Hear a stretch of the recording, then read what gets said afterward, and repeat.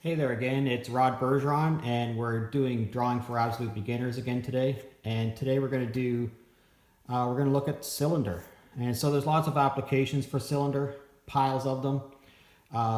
Mug or cup might be one of them that you would see quite often in a still life. Also, wine bottle, just regular wine bottle, cylinder shaped. All right. Other things like wooden dowels, this certainly would be cylinder shaped. All right, regular little containers, whether it would be a can or some kind of a container like this, cylinder shaped. There's lots of cylinder shapes in the world. Think about your hand. Your fingers are all cylinder shaped. All right, your arm is cylinder shaped. Your legs, pretty much every part of your body is cylinder shaped. Your neck. Certainly all your limbs are cylinder shaped. So there's lots of applications for learning how to draw a cylinder and learning how to do it correctly. One of the things I want to say right from the beginning is if you look at a cylinder from its end, it is simply just a circle, right?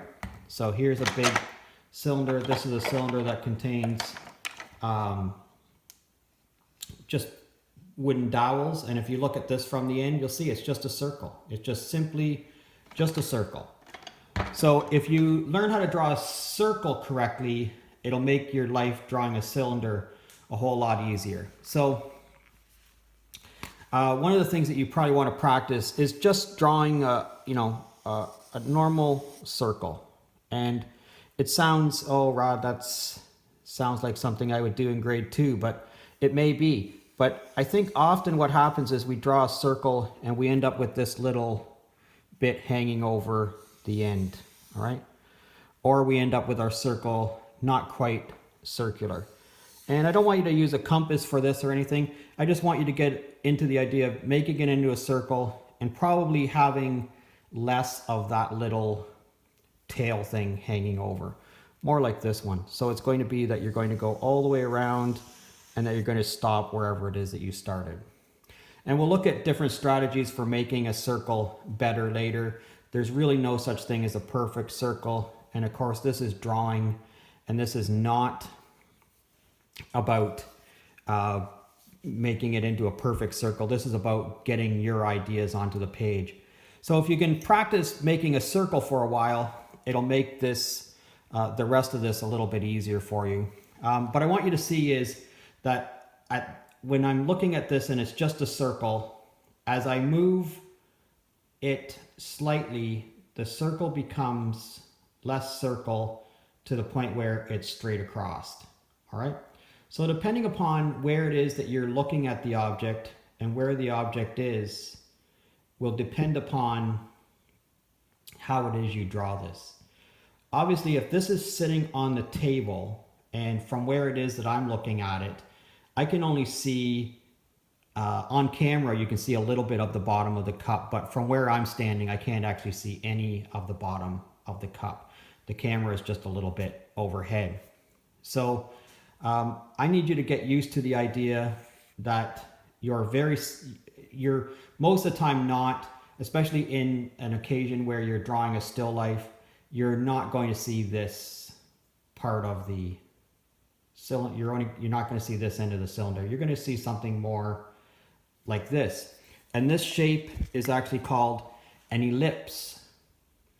And it's a pretty complicated mathematical formula to come up with an ellipse, but you'll see, we're not mathematicians, we're artists, so we're trying to learn how to draw this thing.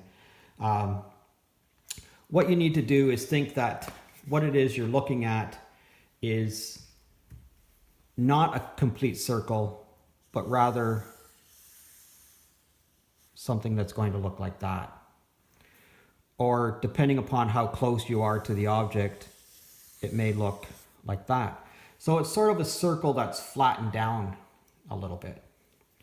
All right, so if you can get into your head that you're going to draw that shape, drawing a cylinder is going to become very easy for you. But you need to do this, a whole bunch of times. And there's no reason why you can't do them where they overlap or one inside of the other. All right. And then just practice it and practice it and practice it.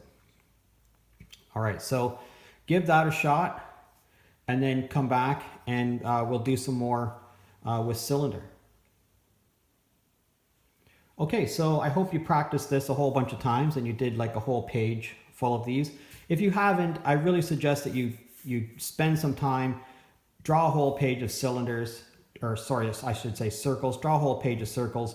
Try to not do this little tail thing.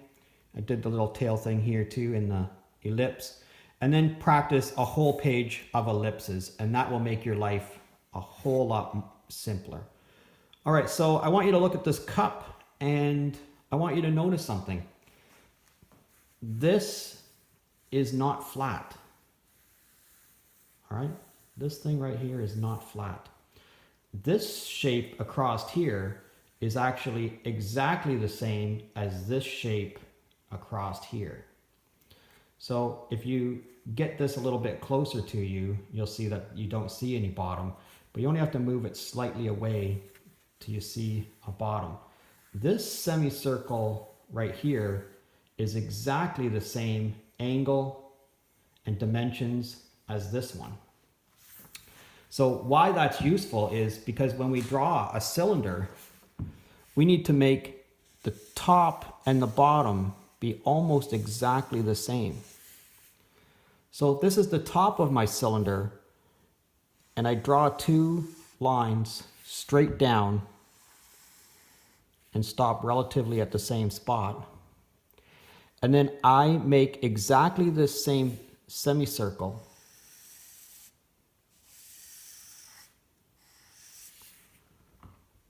so that this matches this, you now have a cylinder. So if my cup was sort of in this angle, and again, I can't see the bottom of this, but you can on camera, all right? So if my cup was on this angle, I'm going to draw something that's going to be more like this. And that means my bottom has to match this. So again, I'm going to drop my lines down, however far it is I need to make them. And then I'm going to match this.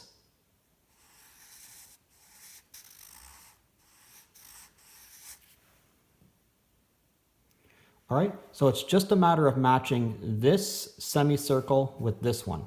Obviously in this area down here, you don't see the back of the cylinder. So what you need to do is you just need to practice this a whole lot of times on a whole bunch of different angles, and you'll begin to build up a lot of knowledge about how it is to make this. But this is just practice. Once you understand the skill, it's just a matter of practicing it and practicing it and practicing it. So there's a lot of applications for drawing this, not just drawing a cup, but say you were drawing a wheel on a car.